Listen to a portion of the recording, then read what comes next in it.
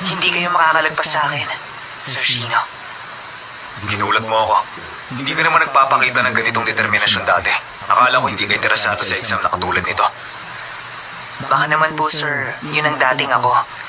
Iba na ako ngayon. Sa tulong ni Boruto, marami na ako nakikitang bagay. Higit sa lahat, gusto ko siyang tulungan na pumasa sa exam at maging ganap na ninja na kasama siya. At bukod doon, nung simula, sinabi kong wala na akong matutula sa inyo. Ngayon, alam kong kailangan ko kayong kalaban gamit ang lahat ng meron ako.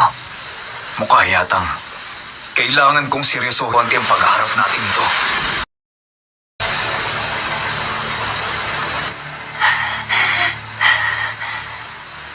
Hindi ko akalaing gagawin mo to. Hindi may pagkakaila na talagang anak ka nga niya. Sinasabi niyo yan ngayon, pero alam kong marami pa naman kayo mga insekto na hindi ginagamit. Pero okay lang yan. Wala naman yung pagkakaiba para sa akin eh.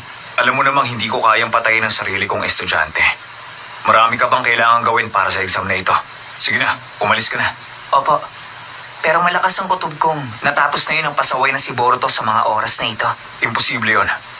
Hindi pwede. Dahil siguradong hindi magiging maluwag sa kanya si Master Ika.